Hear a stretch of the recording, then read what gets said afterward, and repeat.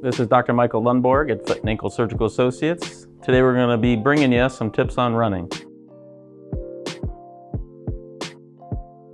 The first thing I recommend is visiting your primary care physician and getting an evaluation to make sure your heart's healthy and you're okay to perform strenuous activities.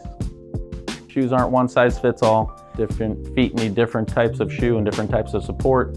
If you have any questions, always visit your local running store or come see me at Foot and Ankle Surgical Associates. Have your gait evaluated and determine what type of shoe, type of insert is best for you. People always ask me when to change your shoe. I recommend changing them every 300 to 500 miles. Sooner if you're noticing visible wear on the shoes. Running involves not only the feet and legs, but also the rest of your body, your core, your back. So getting in and doing some strength training as well really helps prevent injury.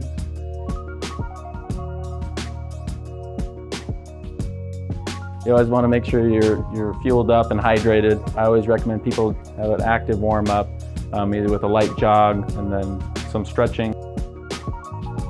People always ask me what to do about shin splints. Shin splints can be a major hindrance for people when they're running. It's important if you're having this to come get evaluated, see if we can help you with the stretching regimen or even orthotics for your shoes to help kind of put your foot in a better position and really relieve a lot of stress on your foot. This is Dr. Michael Lundborg, Foot and Ankle Surgical Associates. We want to help keep you on your feet, keep you running. If you have any questions, want some more tips, schedule an appointment and come see us in the office.